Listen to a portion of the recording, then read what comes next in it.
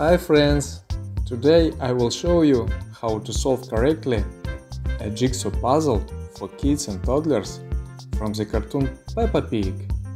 And now you see that Gerald, giraffe, came to the playground where he meets Peppa Pig with her friends.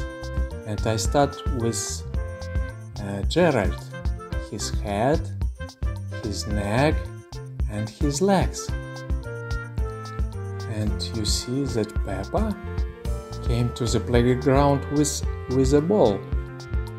And her friends are also here.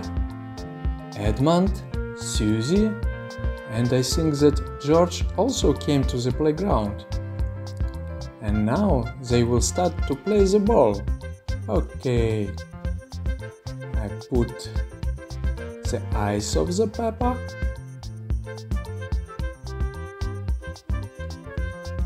Yeah. After that I put the neck of Gerald. Yeah. I think it will be a tail of Gerald. Yeah, here. Okay. This piece. The leg of Peppa, Suzy, the legs of Gerald. Okay, it will be George.